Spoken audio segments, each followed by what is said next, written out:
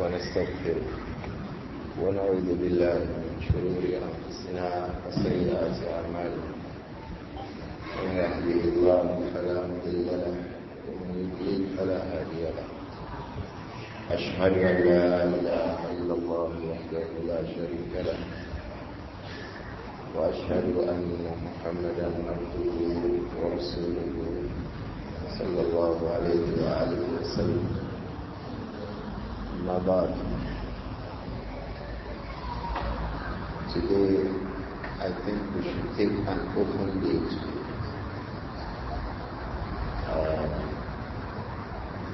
We should be continuing with our book Al-Farq Bayna An-Naseehah by Al-Rajab Al-Imām. It just occurred to me we should take up and open it.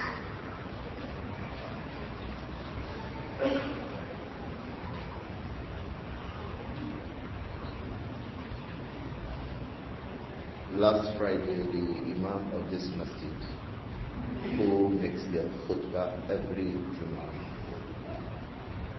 he met me and said that they are very grateful to everybody. They wanted to buy that building near the masjid. If you look at it from outside, you think that it's a small piece of land. It is big because it extends, including that upstairs behind it, and the land in front of that upstairs from behind is very, very wide. That place, if you look at it. At first, when this matter started about a year ago or so, it was announced that the cost would be 20 million. Within 1 year, they have increased it. Yesterday, a lawyer handling it told me that the Igbo man who came to offer was offering them 33 million. But they had told the masjid to bring 30 million within a year and half or thereabouts. It was 20 when it started. Was at last week they were talking about 30 million. The Igbo said, I have 33. You know, my people, because they know the meaning of that place. The first meaning of getting that place for an Igbo man is that this masjid will not expand. The first meaning for an Igbo man is that if he buys that place, what does that mean? This masjid will not expand. Because don't expect an Igbo to sell a land to you. He can buy your own land, but he will not sell a land to you. Last week I heard a pastor saying that how many Yorubas own a land in Igbo land. He was proud about it. He said Igbos have land all over the country. How many Hausas, how many Yorubas have lands in Igbo land? I have lived amongst Igbos for 26 years. An Igbo man will never sell a land to you if you are not Igbo. If you see a masjid in Igbo land, that masjid was built on a land that was owned by an Igbo man who is a Muslim. If you see a masjid in Igbo land, that land was owned by who? An Igbo man. Who is what? Who is a Muslim. Who now chooses to do what? Who now chooses to build a masjid. But an Igbo man, Christian, give you, whether Christian or non anything, an Igbo man ordinarily will not give you land to build a house. He will not give you. Or he can come to buy your own land, or he cannot give you his own land. Find out about this. Yeah, that's the way they behave. It is not a spite at them. It is just saying what they do. Just like we Yorubas do, we have things we do. One of the things that is common with Yoruba people is that they are not straightforward. The Yoruba man is not what? Straightforward. He will go front and then he will turn right, he will turn left. If you want to be straightforward, Yorubas will say, Aki Gogo Enu Soro. What does that mean? Aki Gogo Enu Soro. They blame you for being straightforward. Mafi Gogo Enu Soro. That is, don't talk with all your mouth. What does that mean? Now, don't go to it straight. Talk with restraint. Talk with restraint. Talk with restraint. That is not the meaning of Mafi Gogo Enu Soro. If it is that, it is praiseworthy to be restrained, to keep some restraint, to be careful. That's the meaning of restraint. When you speak, it is something that is praiseworthy. If it is just about this. But what they actually mean is don't be straightforward.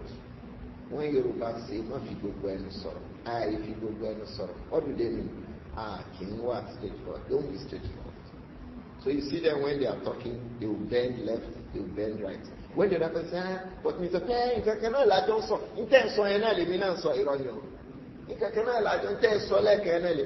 He knows that they are saying two different things.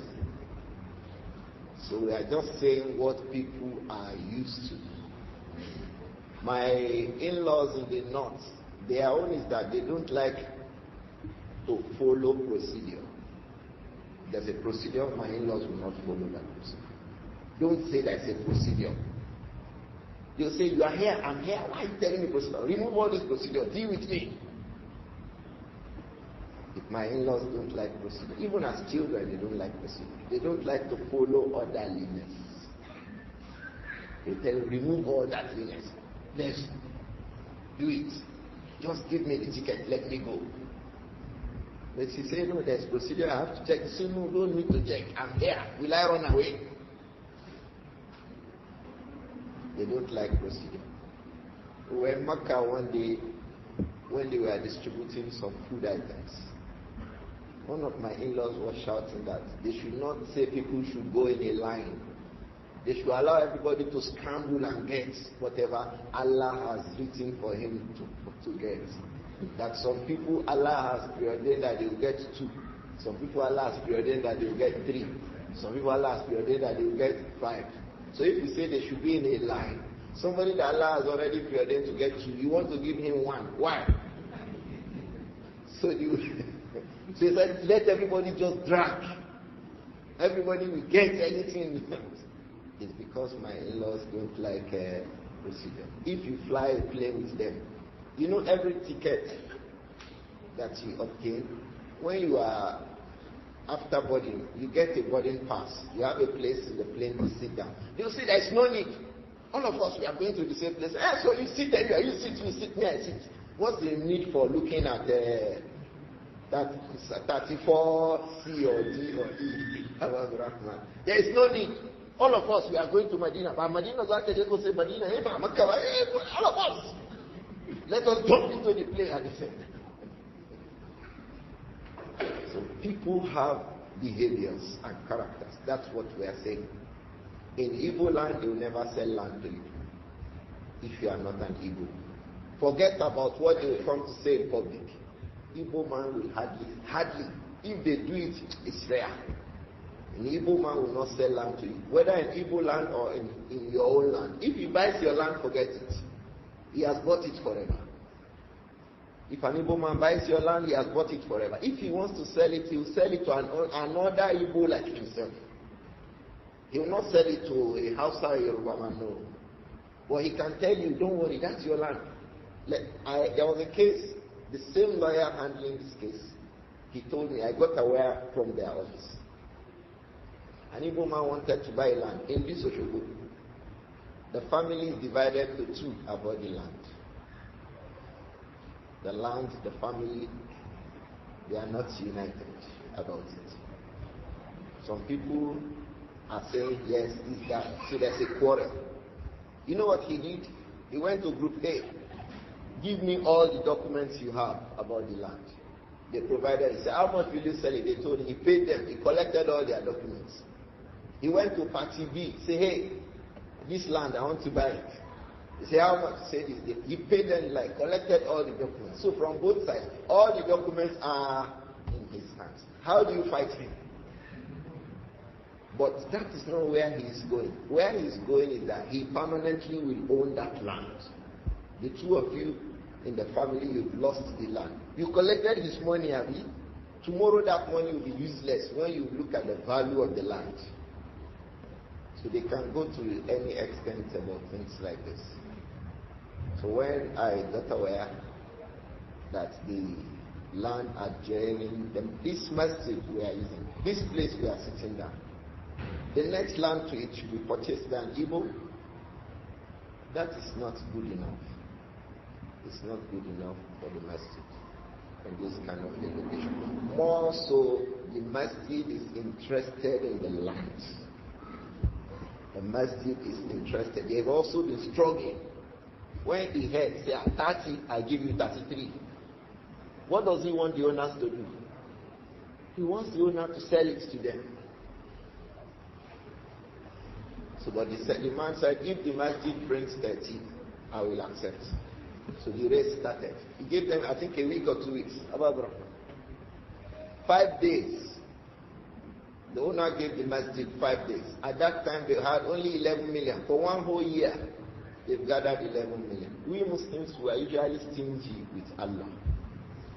11 million, one whole year. This masjid is Islam for people. 1 year, 11 million out of 30. In fact, to my knowledge, at the beginning it was 20. So it says 5 days.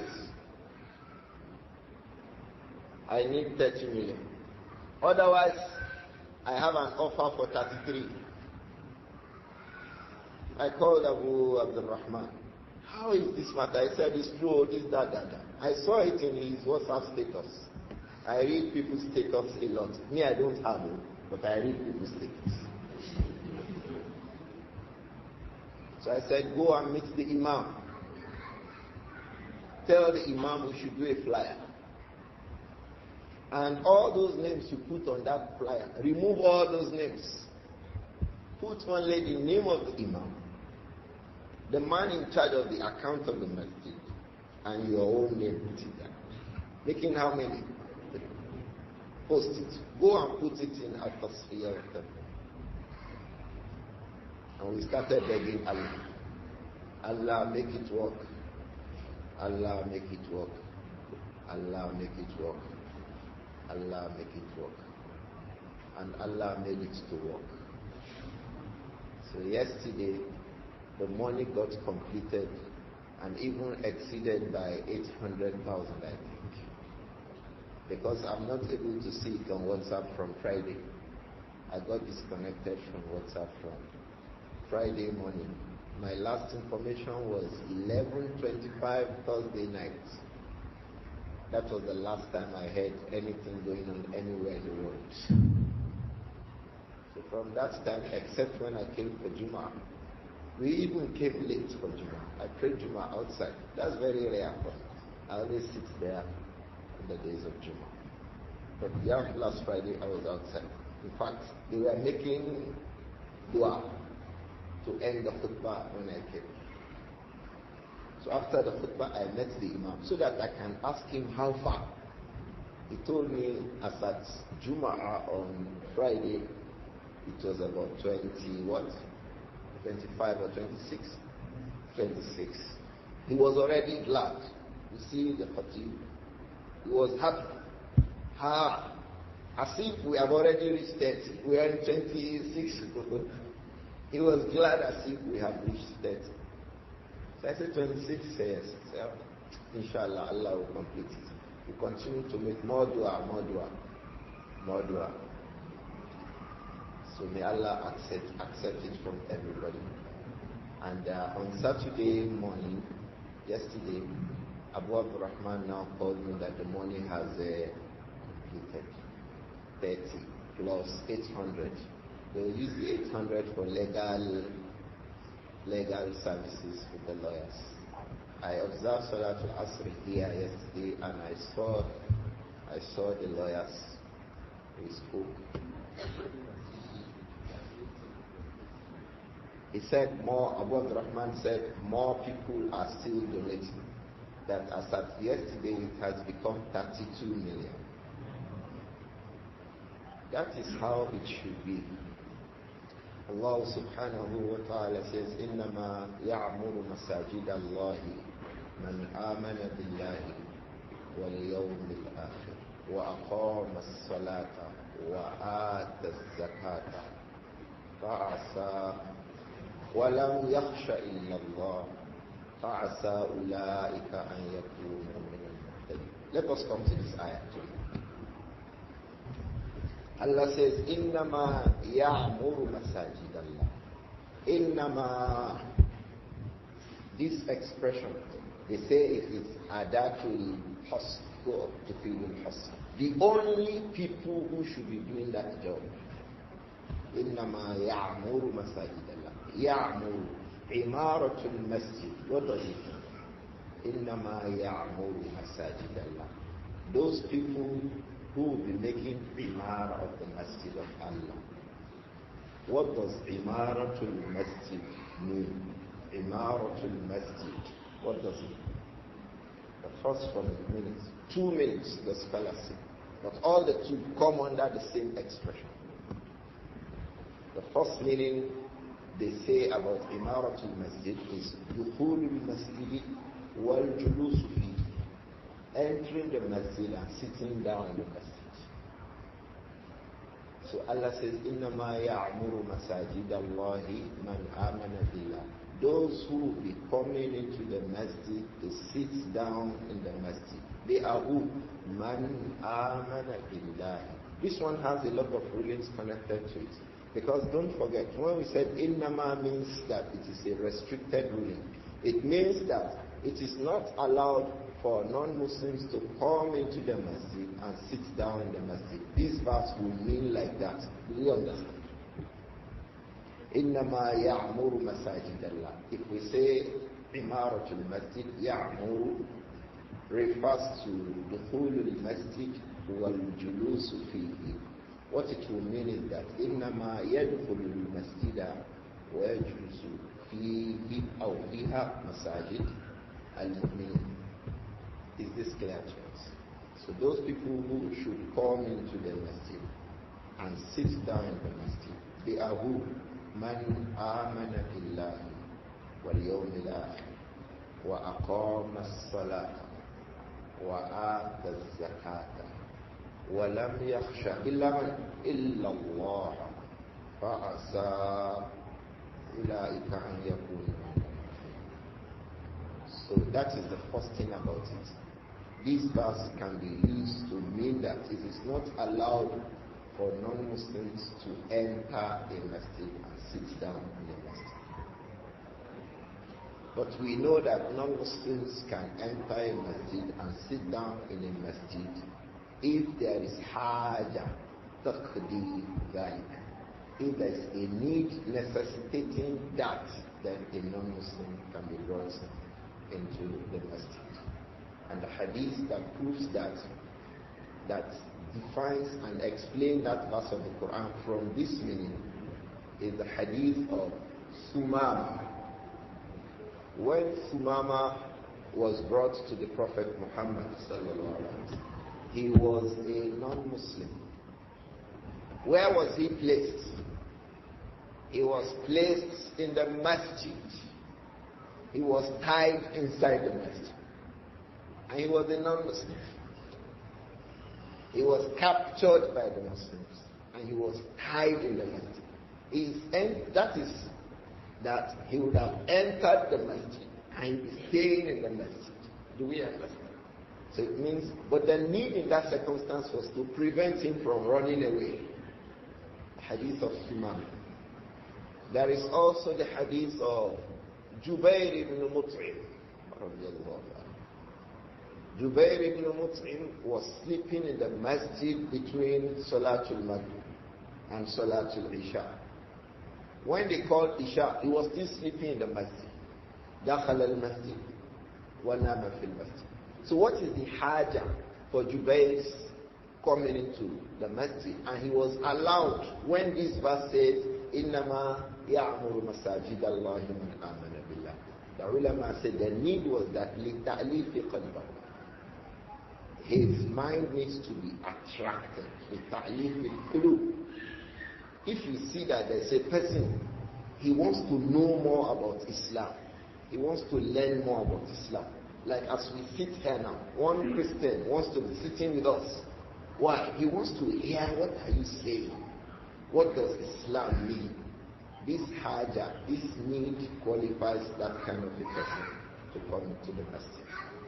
So we will not say, إِنَّمَا يَعْمُرُ مَسَاجِدَ اللَّهِ. Hey, there is haja. And the life of the Prophet Muhammad sallallahu alayhi wa sallam showed that whenever people had a pressing need to come into the masjid, they were allowed to come into the masjid, despite the fact that they were not Muslims.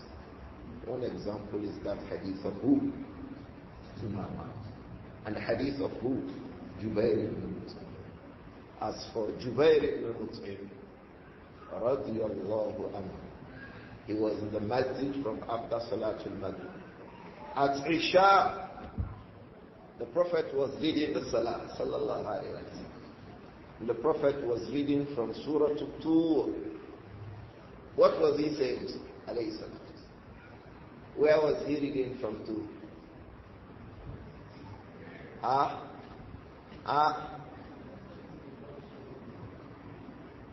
What was the Prophet sallallahu alayhi wa sallam reading in Surah At-Tibyān? That Jubair ibn Mut'im heard that verse. Am khuliqu min ghayri shay'in am humul khaliqun. He said it was as if I've never heard a statement like that before. Am khuliqu min ghayri shay'in am humul khaliqun. Were human beings created from nothing? Is it that people began to exist from nothing? No, Allah created us from sand. And to multiply us, He created us from cement. Am humul khaliqun. Or were you the creators of yourselves? Am khalaqu as-samawati wal-ard.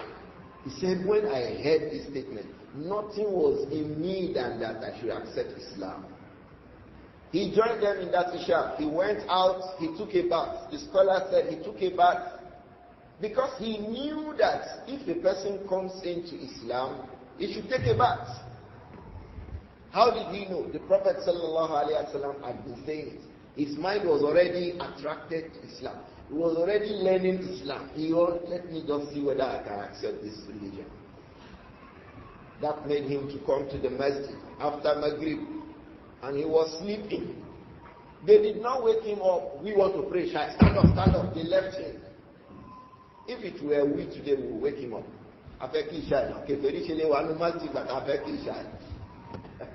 We will wake him up, stand up. They allowed him. And he joined them in that Salatul Isha. He ended that Isha together with the Prophet Muhammad. Sayyida Jubair ibn Mut'im. He had a son, Abdullah, from amongst the Tabi'un, the son of Jubair ibn Mut'im. So his sleeping in the masjid is evidence that if there is a need beneficial to that person regarding his Islam, if there is a need beneficial to the Muslims, if the governor of Osun says, I want to attend your halqa on Sunday, will we allow him or not? Will we allow him? Will we allow him? Why now? إِنَّمَا يَعْمُرُ مَسَاجِدَ اللَّهِ مَنْ آمَنَ. Why will we allow him? There's haja, there's need. And the sunnah shows that if there is a need, if there's a pressing haja, necessity, we can allow a non-Muslim to come into the masjid and sit down in the masjid. The examples are many apart from these ones. The Christians who came from Najran, where did the Prophet accommodate and listen to them? Where? In his masjid, alayhi salatu wasalam. Christians came to visit the Prophet Muhammad He made them sit in the masjid to listen to them.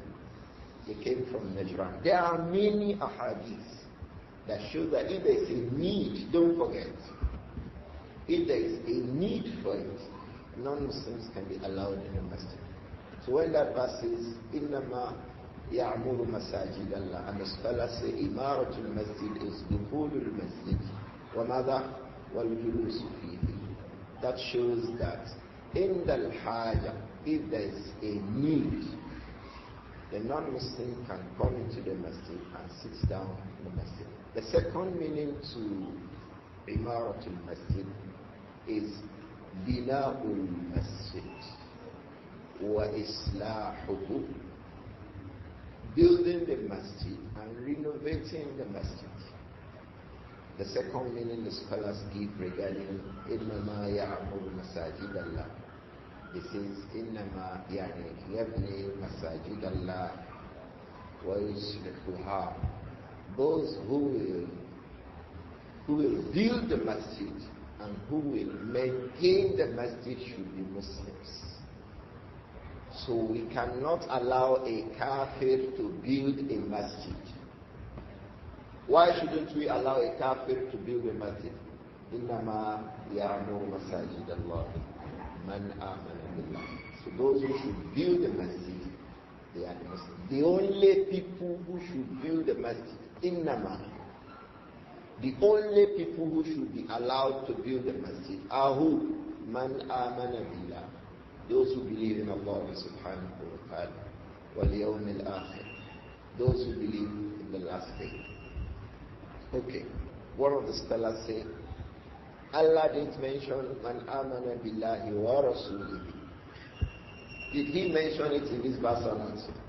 Ikhwan, innama ya'muru masajid Allah man amana billahi wal yawmil akhir wa aqama as-salata wa ata az-zakata wa lam yakhsha illa Allah fa'asa أولئك أن يكونوا من المهتدين. There is no iman بالرسل يعني برسالة محمد عليه الصلاة والسلام. There is no, it's not mentioned here directly. So if the person does not believe in Muhammad alayhi salatu wasalam, can he make imaratul masjid? No. They say why? Mentioning the Prophet is there. They say the Prophet was mentioned. إنما يعمر مساجد الله من آمن بالله واليوم الآخر وأقام الصلاة. The ulama say there is no salat that you want to observe except the salat that Muhammad brought. Sallallahu alaihi wasallam. So if you want to observe the salat that Muhammad brought, you must have iman in who? In Muhammad. So he's saying وأقام الصلاة includes al-iman biman. برسالة محمد عليه الصلاة والسلام. Do we understand this point? So the verses of the Quran occur like this. So إنما يعمر مساجد الله. The only people who are allowed to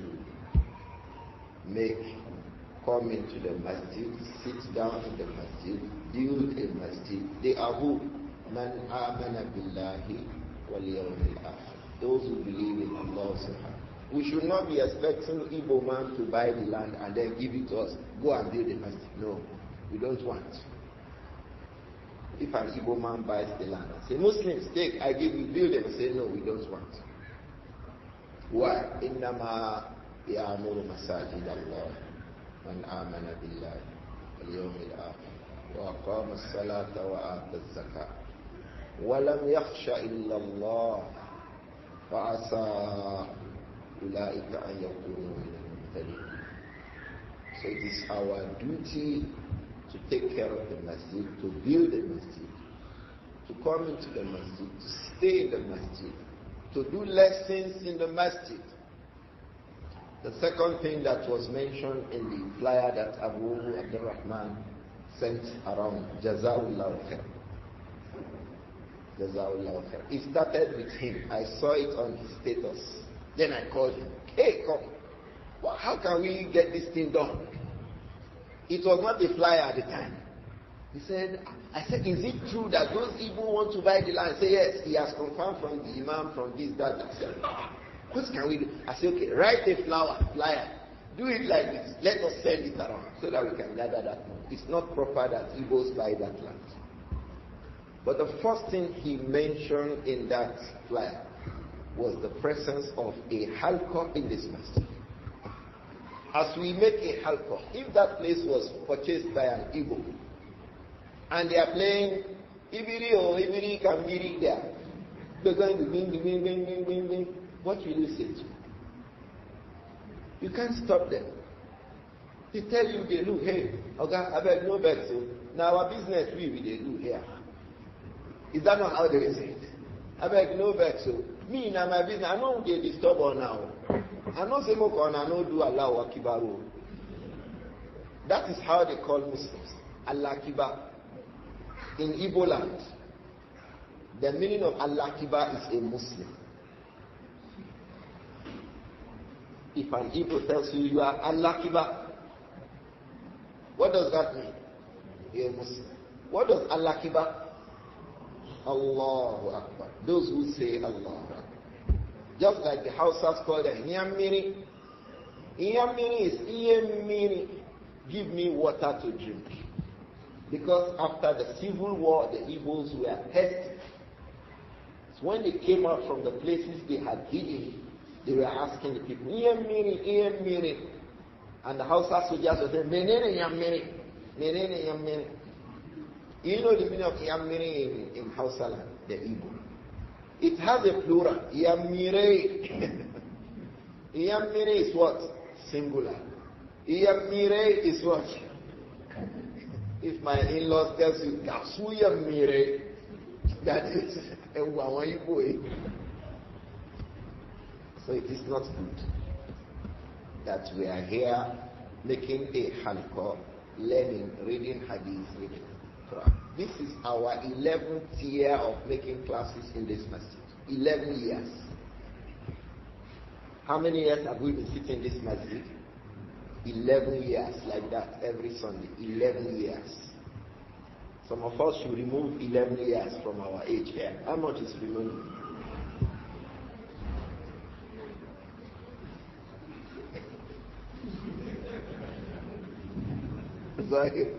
Zohib said 9 years. If you remove 11 years from your age, Shabab, how many is removed? The first book we read in this masjid was Nawaqidul Islam, the things that destroy the Islam of the Muslim. The first book we read here, 11 years ago. Here, Nawaqidul Islam, the things that destroy the Islam of the Muslim. We spent about 20 weeks on that book. Here, every week we will come, every week we will come till we finish the book. Some young people memorize that book here. So, Ibrāhīm. Some young people memorize Nawaqidul Islam as we read it. After we read Nawaqidul Islam, we read Sharh al-Sunnah by Al-Imām al-Muzani, not Sharh al-Sunnah by Al-Imām al-Barbahari. Sharh al-Sunnah by who? Al-Muzani, Abu Ismail al-Muzani, that well-known student of Al-Imam al-Shafi'i. He was the one who told us that he studied Ar-Risala by Imam al-Shafi'i 500 times. He studied, finished, start again. He said, for every time that I restart a study of the book, I gain new fawaid, new points of benefits. Today, students don't even read Risala. It is argument on internet, Facebook, radio. Nobody sits down to study books like this and benefit. If you are a scholar, you need to read Ar-Risala. If you are a young talibul ilm, you should be planning the day you will be able to have the knowledge good enough to be able to study Ar-Risala by Shafi. Muzani read it 500 times. Now, Imam al-Muzani is the uncle of At-Tahawi. Do you know Imam At-Tahawi, who wrote Al-Aqidah At-Tahawiyah? The sister of Al-Muzani gave birth to who? At-Tahawi. At-Tahawi kana min al-Shafi'iyya.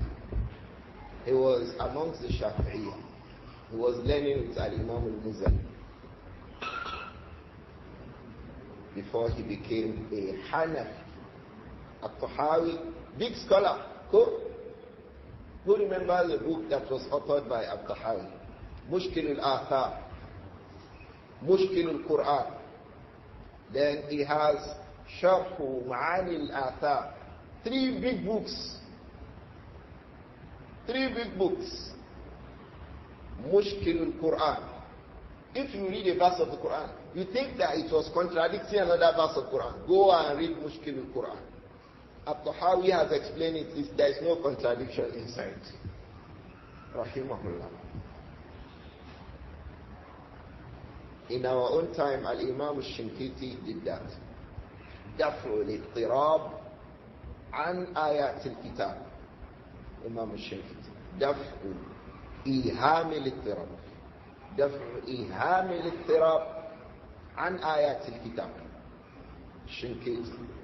The first, from among the first persons who wrote about that was At-Tahawi. Tahawi is the nephew of who? Of Al-Imam al-Muzani. We read Sharh al-Sunnah, that's the point. We read Sharh al-Sunnah by al-Muzani. Some young boys to memorize Sharh al-Sunnah in this place. Yeah. Sharh al-Sunnah, we spent close to 30 weeks. 30 weeks. Every week. We read Sharh al-Sunnah. After Sharh al-Sunnah by al-Muzani, we started reading. We read Ashrat al-Sa' by Yusuf ibn Man, ibn Wabi, Nāsir Ibrāhīm. You will think that I have forgotten your name. He's a UK brother. We read Ashrat al-Sa', the signs of the last hour. That one took a long time, almost 25 to 30 weeks too. We were picking it one by one. We divided it into 2. Ashrat al-Sa'a al-Sughra and what? Ashrat al-Sa'a al-Kubra. We were reading it one by one. I have that one, me. If you want to study a book with me, don't determine the day you want to finish. We finish the day we finish. We start the day we start. We finish the day we finish. We can read one passage 10 times. Read it, come back, read it again, come back, read it again, come back, read it again. Ashrat al-Sa'. Abu Abdur-Rahman did a mukhtasar of that book. It's a big book in about 400 pages. Abu Abdur-Rahman did a mukhtasar that we read here. Ashrat al-Sa' by Yusuf ibn Man. Ibn Imam. Abdullah al-Wahdi. It's a big book. Very big book about the science of the last. That was the 3rd book that we read here in Islāh-ud-Dīn Masjid. The book we read after that was a book of fiqh. We started reading Ad-Durarul-Bahiyya fil Masail Fiqhiyya. By who? Al-Imam Muhammad ibn Ali al-Shawkani. We started from the beginning of the book, one by one. We started with Kitabul Miyah, the kinds of water. 3 kinds of water. We started with them. Then we came to Qadā'ul Hāja, the adab, the manners, the rulings regarding Qadā'ul Hāja, visiting the toilets, using the bathrooms and all of this. Then we came to issues on wudu. We came to issues on ghusl. We came to issues on tayammum. We came to issues on hayd. We came to issues on what again? We opened them up. Then we came to salat. Our salat lasted for about 15 weeks. 15 weeks we were studying salat here in this masjid. For 15 weeks. Salat, every day, salat. You hardly hear brothers asking about salat again. You hardly hear women asking, I was menstruating, I now saw one brown thing, then one white thing. Then they are not asking all those questions. Can I touch the Quran if I'm menstruating? All those things, we discussed them at length. We opened up the Messiah. Then we discussed Nawafil, the various kinds of Nawafil. It was here too, some young boys memorized that book. They memorized the whole Fiqhul Ibadat. They stopped at Kitabul Nikah, from beginning of Durarul Bahiyya to up to before Nikah. Some memorized Kitabul Nikah, they stopped at Talaq. Durarul Bahiyya, here in this masjid, in Islahuddin. After we stopped at, we are supposed to start from Kitabul Janaiz. Bismillah, when we end this book, Al-Farq, Bayna An-Naseehah wa we'll go back to Abdur-Raūf. We go and start from where? Janaiz. The rulings concerning the dead, how to prepare the corpse of a dead Muslim. That's where we go back to in Abdur-Raūf by Ash-Shawkani. I think we spent no less than 100 weeks on Abdur-Raūf. It was not less than 100 weeks every week. I hope brothers still have copies of their works. I have copies of my own, my jottings. I gathered them. I kept them somewhere. In fact, sometimes if I want to review a matter, I go back to them. Wallah, it's very beneficial for me. Because each of the lessons that we gave here were results of researches.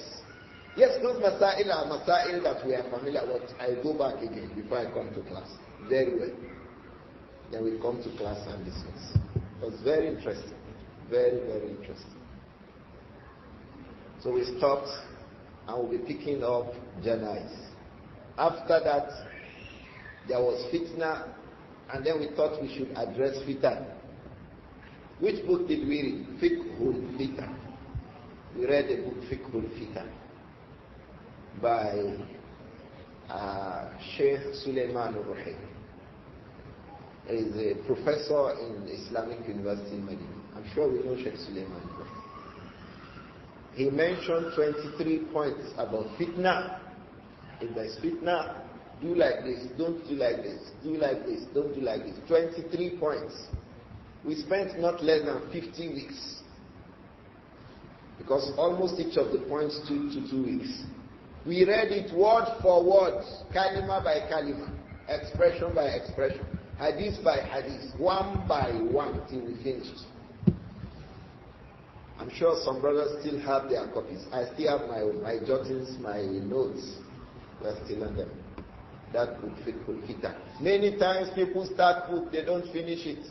They are in a haste. Today they are reading Riyadh Salih. Tomorrow Arba'in Nawawiyah. Next tomorrow Tahawiyah. The following day Kashfu Shubhat. Next following day a book by Shaykh Saleh Fawzan. Hey, the following day. Hey!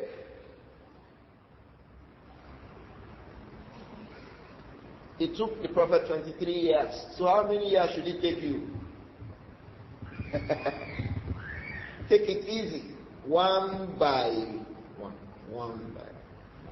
And one of the reasons that make people begin to jump from one book, one place to the other is that they want to talk about everything.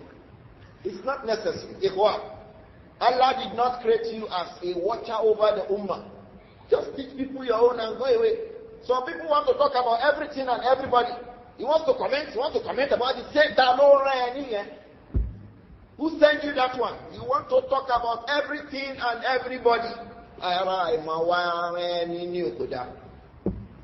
You don't need to have to talk about everything. You want to talk about this one, you want to talk about this one, you want to talk about this one. Everything you want to talk about. And you are not looking at your listeners. What have my listeners gained? What have I taught them? What do they really know? So they become to the way you are behaving. That's the way your students will be behaving. Your students will be talking about everything. Every matter. Yesterday somebody said this. You want to reply? He's a haraka nas taharaka. If somebody push something, you see them dancing. Everything concerns them. Every issue, every masala.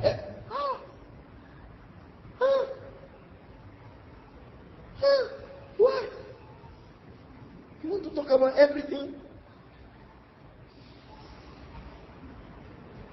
As if you have been raised as a watcher over the people. You are just a teacher. Teach the people and lead them. Kul kalimataka thumma. Some people want to carry other people to come upon their opinions and views and ways of life. My friend, explain this matter and give evidence. Leave the people. Let them listen to you. Yahdillahu linurihi man yasha. Allah will guide whomever He wills to the truth. You say your own.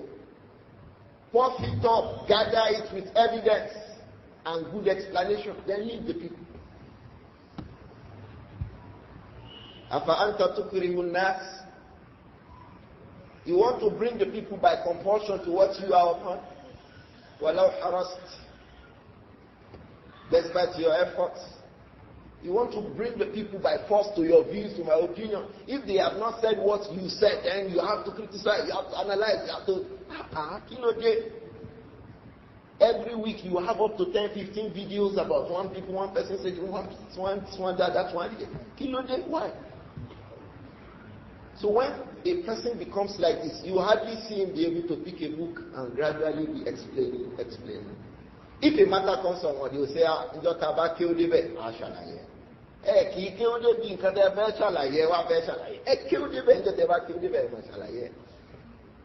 somebody can even ask you,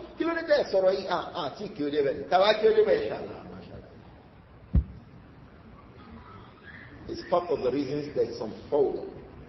Everybody wants to talk about everything. There's no need. But if the people are well grounded about the little they learn from you, they learn from another person, they learn from another. It's part of the problems too.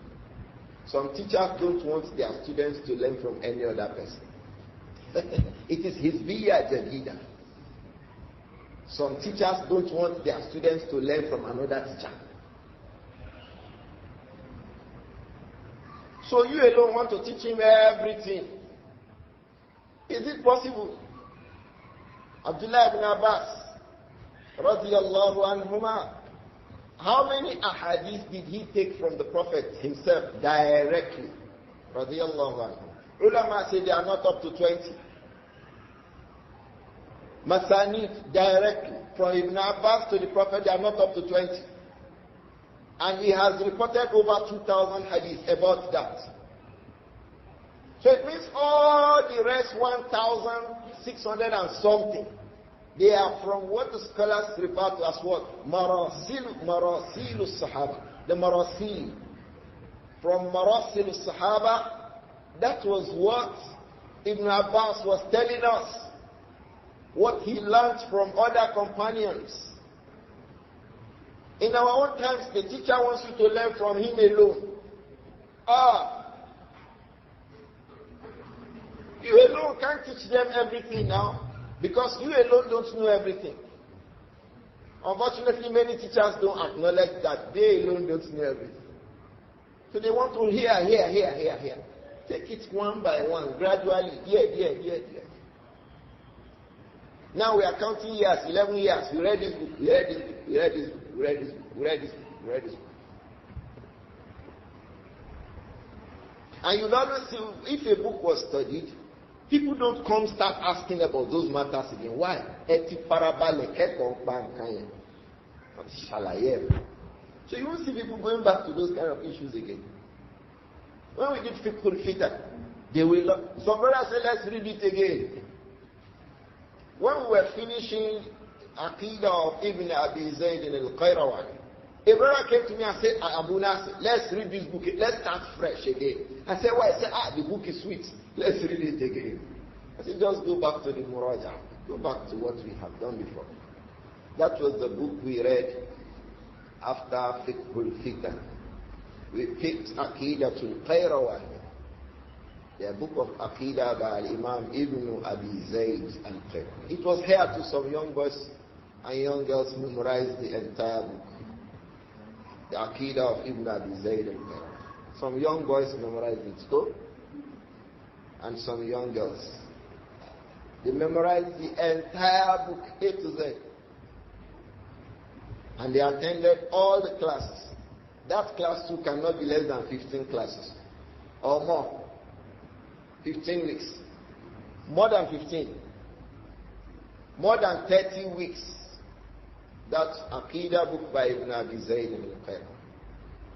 One by one, he'll be addressing the issues one by one after the other. And then we picked this book, Al-Farq Bayna An-Naseehah wa At-Tibyān. Inshallah, when we finish the book, bi'idhnillah, we beg Allah for His tawfiq and His sadad. We go back to Abdur-Raūf by Imām al-Shawkani, and we'll be starting from Kitab al-Janaiz, the rulings concerning al-Janaiz. Ikhwa, all those of you attending these classes, that is how it will be said to you on the day of Qiyamah. We are reading this book, we spent 30 weeks, 40 weeks this time. Some people are counting weeks on football. European League, they are in week 34, week 35. And he will be boasting that since 1990 he has been following the European League every week. So we thank Allah for that favor. All those things that we have mentioned is from the aspects of وَأَمَّا بِنِعْمَةِ رَبِّكَ فَحَدِّثْ. From the favors of Allah on you. Mentioned some of them. Now all of these things we have been doing, we are in this masjid. Here, there are other classes. There was a time we were studying Azkar in this masjid between Maghrib and Isha. We did that, I think, 6 years ago. Between Maghrib and Isha, Azkar. We were reading a book on Azkar. Between Maghrib and Isha. There was also a time we took some number of lessons on Shirk. The various forms of Shirk. In this masjid. So you see, the masjid has been very, very useful to us. The masjid has been very useful. So when the Imam was saying, we thank you, I was saying today, if you didn't allow us, if you didn't allow us to sit down here, 11 years now, then you know, Bajawa no joke, we will not be able to say that. We'll be asking to say what you are loud you.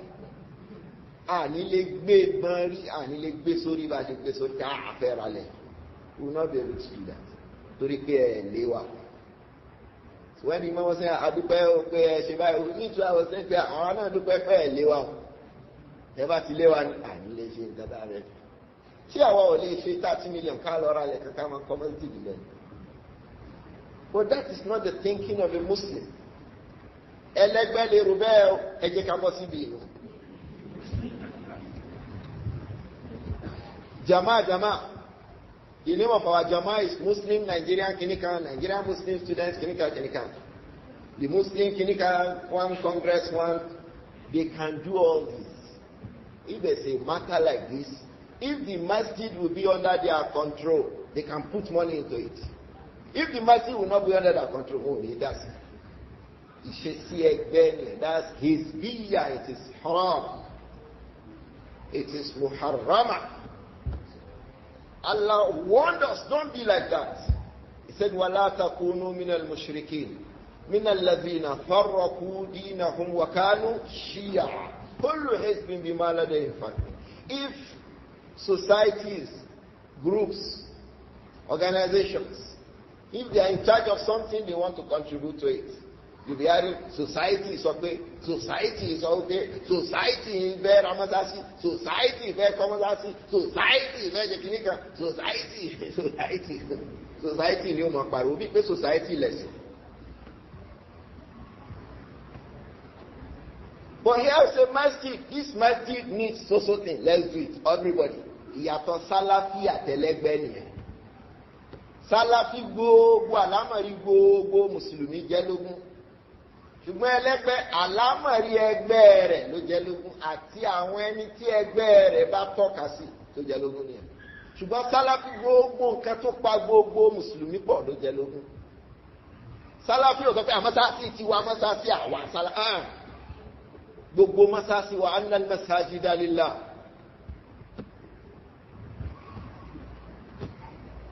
Ọlọ́run ló ní, ṣé mọ́sáàsì ni? Bẹ́ẹ̀ Ọlọ́run ló ní.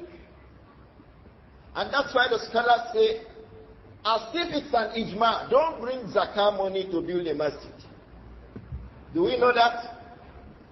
Don't bring that zakah money. Mambo zakawa komasasi. Fi sabilillah.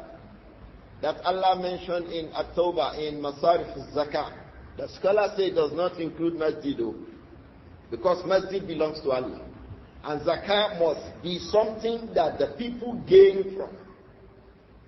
People gain from zakah. You can't own a masjid. Masjid belongs to Allah. Let everybody know that. Those of you there, you are just taking care of it. The owner of the masjid is Allah subhanahu wa ta'ala. The societies take over ownership. So if you are doing something, if it favors their society, they allow. If it does not favor the society, they throw you out. Even if it is in conformance with the Quran and the Sunnah. There is no respect for Quran and Sunnah in society. The real respect is for society itself. Society will respect Quran and Sunnah. Society has respect. If you say something society does not like, society will expel you from society. Egbe fanatism. Society that I mean, Egbe Muslimi, Egbe Kinik, Egbe Lemon, Egbe Kakiri, Yomalajo. May Allah protect all of us. So, innama ya'muru masajid Allah. Just believe all those things you did it for the sake of Allah. إنما يعمر مساجد الله من آمن بالله واليوم الآخر وأقام الصلاة وآتى الزكاة ولم يخش إلا الله. These people of Imam, they don't fear anybody except Allah. It's only Allah that they fear. Allah says, فَعَسَى أولئك أن يكون. And asa in Quran is wajiba. Asa in Quran is what? Wajiba. That is, asa is maybe, perhaps. But if it is used in the Quran, Allah is talking about something He will do. أن يكونوا من المهتدين. Those are the people who are from the guided ones. They are from those that Allah has guided. May Allah forgive us all our mistakes and all our shortcomings. Uthman ibn Affan was from those that the Prophet sallallahu alayhi wa sallam had guaranteed al-Jannah. He said, سَمِعْتُ رَسُولَ اللَّهِ صَلَّى اللَّهُ عَلَيْهِ وَآلِهِ وَسَلَّمَ يَقُولُ مَنْ بَنَى مَسْجِدًا لِلَّهِ. Whoever builds a masjid for Allah, says, Bana Allahu lahu mislahu fil Jannah. Allah will build a kind of that. In some reports, it says, Bana Allahu lahu baytan fil Jannah. Allah will build a house for him. Ulama say this hadith means two things. Al-Imam Sufyan al-Thawri says, when he says, Bana Allahu lahu baytan fil Jannah, it means two things. Bana Allahu lahu baytan. Allah will build a bait for him. You build a bait for Allah. Go. Allah will build a bait for you. But you know, bait in Al-Jannah is not like bait in the dunya. The two will be called, each of them will be called bait. But there is bait and there is what? Bait. Even in this dunya. Bait in Agumbelewo. Bait in Asorok. Are they the same? Don't even ask. Is it 2-bedroom flat? Is it 3-bedroom flat? We don't need to ask. Bait in Agumbelewo. Bait in Asorok. Are they the same? Huh? Banana Island. Leave Banana Island. Arab Banana Island. Jape Wonu Asorok. You don't know what it means to be inside Asorok. Is there a rich man who does not want to be powerful? You can be rich and not powerful. And in Nigeria, if you are not a resident of the owner of the residence in Asorok, you are not powerful. You can have money, Dangote or Tinubu, who is more powerful in Nigeria? Dangote. Dangote has refinery, he has sugar factory, he has what again? Cement factory. He's making indomie, spaghetti, rice. Abi, he's powerful now. Abi, he's the richest man in Africa, the 5th richest man in the world. Or how many? Number what? 25.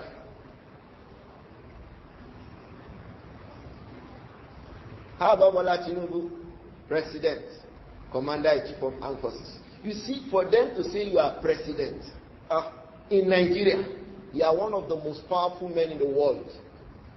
The Nigerian president is the most enabled president in the world. That is the president who has power to do so many things that many other presidents don't have power to do. That is their law. Our law puts a lot of power under our president. He's saying Al-Farq.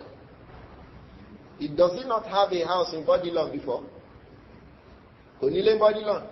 Ṣé ilé ló ń jẹ bàbá yẹn níyà ní tó fi ń fi billions contest election? Or don't you know that to contest election in Nigeria is billions? So he needs a house. Does he need a house? What does he want? Yeah, just talking. So a house inside Al-Farq and a house in Bodilon, are they the same? Not to say a house inside Agumbelewo. Agumbelewo can't be DRNs. Abi Abu Ahmad. Don't let me say who they are there. So Al-Imam Sufyan al-Thawri said, Rahimahullah, the only thing that makes it misluhu is because it is misluhu fi kawnihi baytan. It is like it for the fact that it is a bait. Bait. But they are not the same. Bait in dunya, bait inside Al-Jannah. Al-Jannah that Allah built by himself. One of the things Allah did with his hand is what? To build Al-Jannah himself. Another one is that Allah made the future of Adam with his hand. The third one, Allah wrote Tawrat with his hands. So Al-Jannah that Allah built by himself, and one house that Julius Berger built by themselves. Which one is better? But the two will be bait. This is bait, this is bait. So if you build a masjid for Allah, Banallahu laka baytan fil Jannah, Allah will build a house for you inside Al-Jannah. May Allah build houses for us inside Al-Jannah. So it is bait.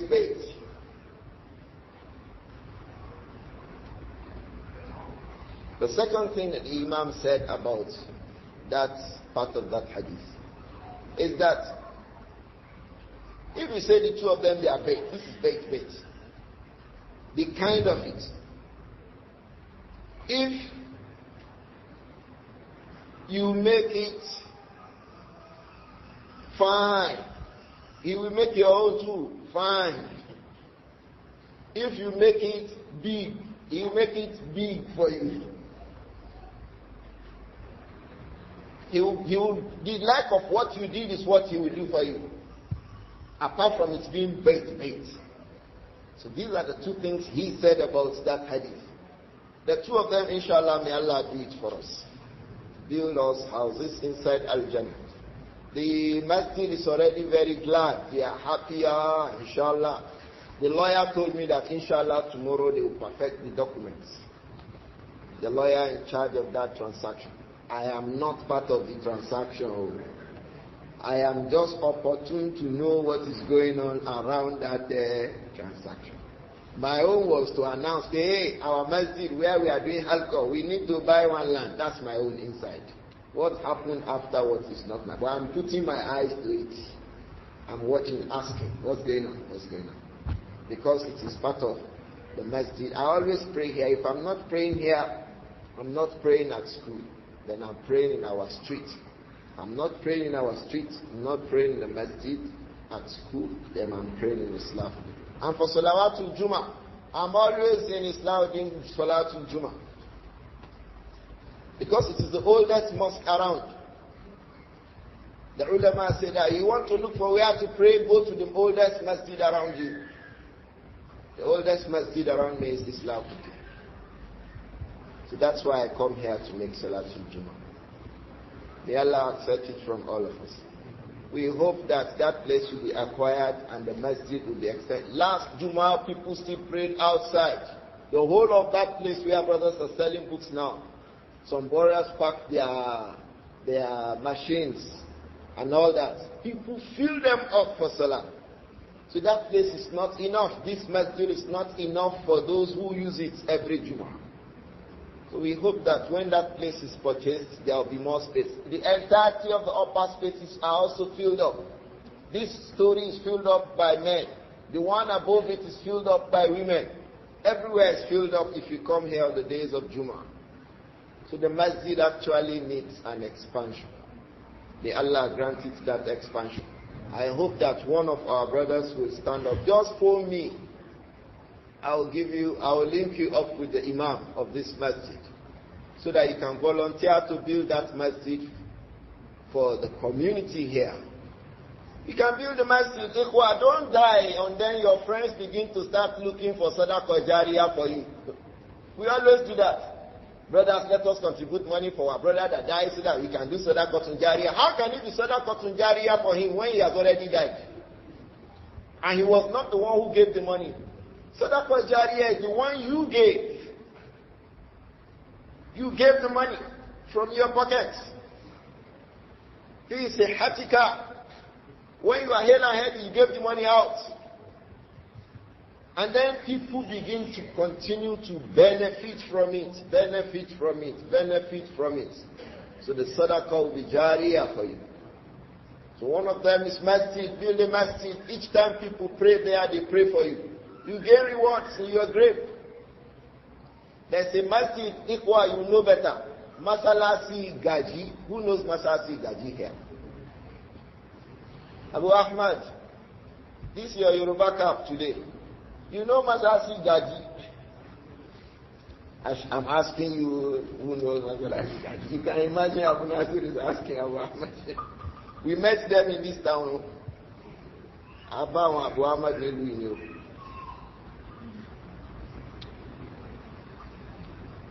We met them here.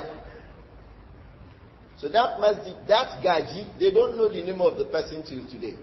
They only know that it was one policeman. I think a DPO or police commissioner. Something like that. Abu Ali. He bought the land, he built the masjid. Early 80s, early 70s. The man would have died now. Nobody knew him again. But the masjid is there. You'll be getting the reward, so you magbalada, that's sadaqah jariyah. You'll be getting the rewards. Al-Hafiz ibn Kathir rahimahullah. Go and read the Muqaddimah of Al-Bidayah wa Nihaya. He wrote it there. I think it's also in his Muqaddimah of Tafsir ibn Kathir. If it's not in Tafsir ibn Kathir, check Bidayah wa Nihaya. Today we are saying, وَأَمَّا بِنِعْمَةِ رَبِّكَ فَحَدِثْ أَبِي. Me, I studied Bidayah wa Nihaya A to Z, Ikhwa.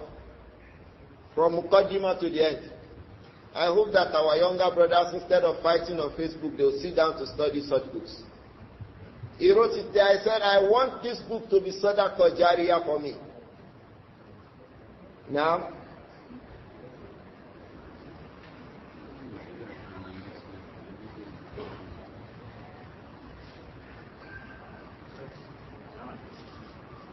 it's not good that you stop our class.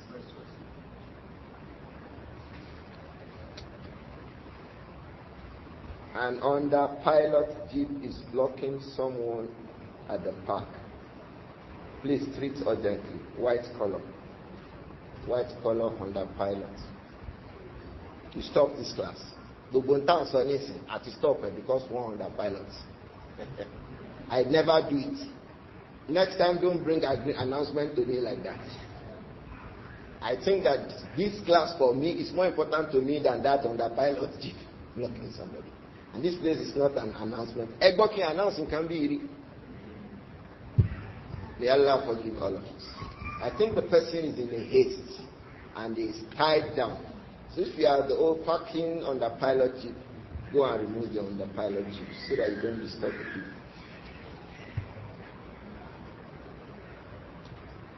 Where did we stop? You see now.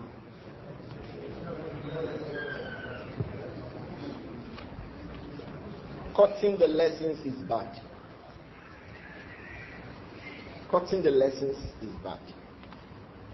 One of the companions of the Prophet Muhammad, he said one day the Prophet sallallahu alaihi wasallam was telling us about ma yakun, what will happen from his time ila an taqum as-sa'a, until the last hour will be established.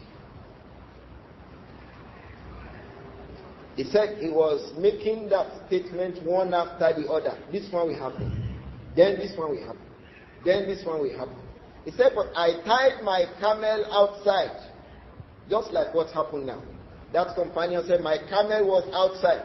Somebody was shouting from outside that, hey, a camel is going, or the owner of the camel should come and pick the camel. He said, I went out before I came in, the Prophet had finished the discussion.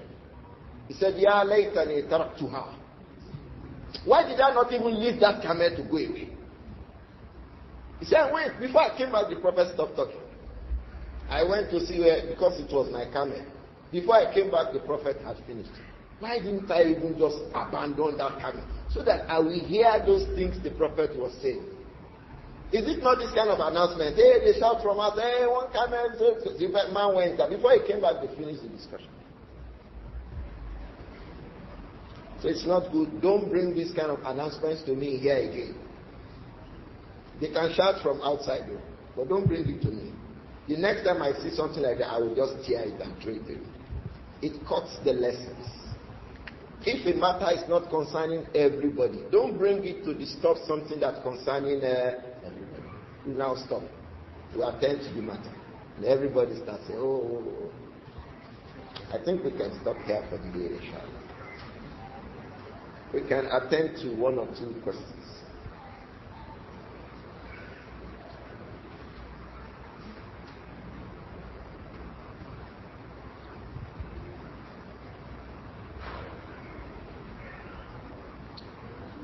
A child whose parents were Muslims, but he is a non-Muslim. He builds a masjid for his parents. There is no building masjid for your parents. Non-Muslims. إِنَّمَا يَعْمُرُ مَسَاجِدَ اللَّهِ مَنْ آمَنَ بِاللَّهِ. It is only Muslims who can build a masjid. It is only Muslims who can buy a land for a masjid to be built. If I have a land and I want to sell it, but an Igbo man wants to buy the land, but the Igbo man is a mushrik, do I sell it to him? You can sell it to him. Yes, in Medina, non-Muslims were buying and selling from Muslims. It doesn't mean that you can't buy something from a non-Muslim or sell something from a non-Muslim. But don't sell something that will be injurious to the Muslim community. Don't sell it to a non-Muslim. Don't sell something to a non-Muslim that when they take over that thing, it will be injurious to the interest of the rest of the Muslims. Don't do it. There was a bank somewhere in Ibadan, let me not mention the area. GTB went to buy the land. And the place was the masjid of the community. So they moved the masjid to another location. The man collected the money. I heard that he became very poor after that time. May Allah protect all of us. The bank wanted to pay big money. And it's a land for masjid. Saying, Hallelujah, masjid, yes, you go me now. And why go masjid, go down. Oh dear. May Allah protect all of us.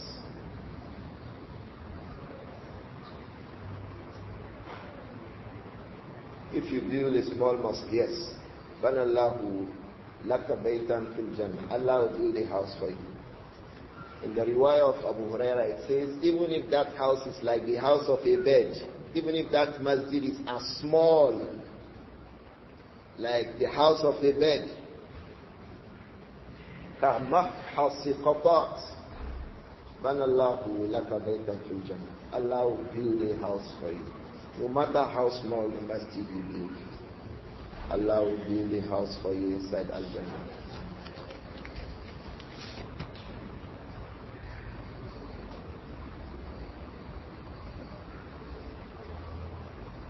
Can we break down a masjid to build a better one? Yes, we can break down a masjid and build a better masjid. We can.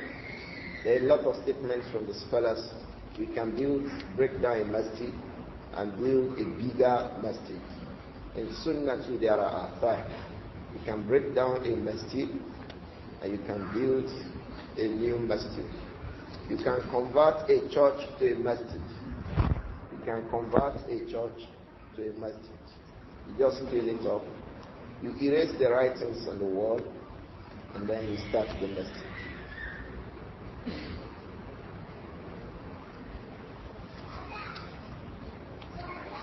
Many of us, we want to have houses everywhere in Lekki, Banana Island, Asokoro, Leitama. You can also build masjids in everywhere so that your houses inside Al-Jannah too will be many. You want many houses inside Al-Jannah, build many masjids for Allah.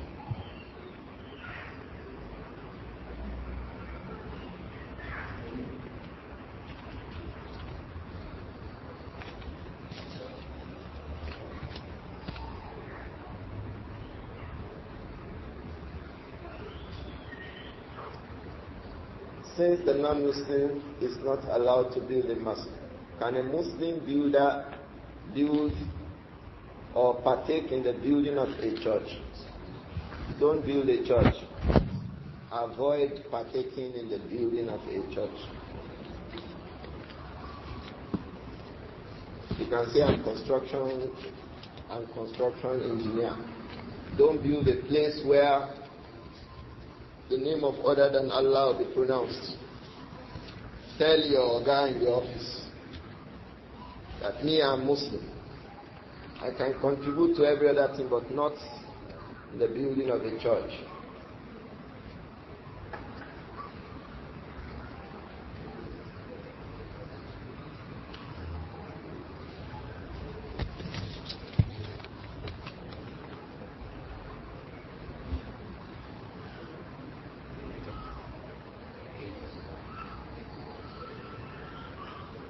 A man builds a masjid and then he becomes a non-Muslim. May Allah protect all of us. When he built the masjid, he was doing the work of Al-Jannah. Abi, فَيَسْبِقُ عَلَيْهِ الْكِتَابِ فَيَعْمَلُ بِعَمَلِ أَهْلِ النَّارِ يَدْخُلُهَا. May Allah protect all of us from that. Somebody will be doing the work of the people of Al-Jannah, then he will stop, he will turn. May Allah protect us. The same thing, somebody will be doing the work of the people of Jahannam, then he will just turn. He will change. فَيَعْمَلُ بِعَمَلِ أَهْلِ الْجَنَّةِ فَيَدْخُلُ. May Allah forgive all of us and make us from the people of Al-Jannah. Let me take one more question for the rest of us and we can call it a day today, inshallah. Alaykum salam.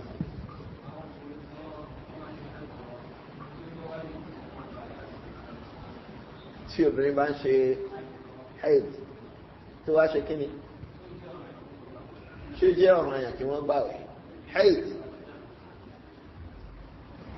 ṣé ó jẹ́ ọ̀ranyàn kí wọ́n gbààwẹ̀ àbí ṣé wọ́n lè gbààwẹ̀ pàápàá ṣẹ́yìn gbọ́ yé tẹ́lẹ̀ kí wọ́n lè gbààwẹ̀ tó bá wù wọ́n ni. You don't have any knowledge about it. Have you fasted before? How many times? More than 5 years. You just accepted Islam, or you have been a Muslim from time? From time. You have been a Muslim before. Are you married? You are not married. Ṣé àwọn màmá máa ń gba àwẹ̀ nílé tí wọ́n bá ń ṣe menstruation? Àwọn màmá àgbà. Ṣé You didn't stay with them. You've not stayed with a Muslim woman before during Ramadan. Maybe your sister. No, leave understanding. Now, you don't know whether they are right or wrong. But you've seen some Muslim women fasting and they are menstruating. Have you seen it before? You never stayed with a woman before. So it is not lawful. It is not lawful for a woman to fast. What did Imam Shawkani say about that? وَالْحَائِدُ لَا تُصَلِّي وَلَا تَصُومُ وَلَا تُؤْطَعُ. The fasting, the woman in menstruation, لَا تَصُومُ وَلَا تُصَلِّي وَلَا تُؤْطَعُ. لَا تَصُومُ, she will never fast. She must not fast. وَلَا تُصَلِّي, she must not observe salah. وَلَا تُؤْطَعُ, her husband must not come to her. She must not be come into. She must not be had. You must not have intercourse with your wife when she's menstruating. There's a fourth thing we said then that Ash-Shawkani did not mention. What is it? Wala tatuf. Did he mention tatuf? He did not mention tawaf. Did he mention tawaf? He did not mention tawaf. We mentioned it then. Likewise, she will not make tawaf. So 4 things a woman must not near when she's menstruating. The first one is what? Salat, la tusalli. The second one is what? Sawm, la tasu. The third one is what? La tuqta. Her husband cannot mate with her. The fourth one is what? Tawaf. She must not make tawaf when she's menstruating. Is this clear to us? Amen. So 4 things a woman must not do when she's menstruating. Number 1, so, number 2, salat. Number 3, no, she can move closer to her husband. Actual intercourse. Number 4, tawaf. Barakallah. You have an understanding now. Atibakallah. I think we can call it a day today. Subhanakallah wa bihamdika. Ashhadu an la ilaha illa anta. Astaghfiruka wa atubu ilayk. Assalamu alaikum wa rahmatullahi wa barakatuh.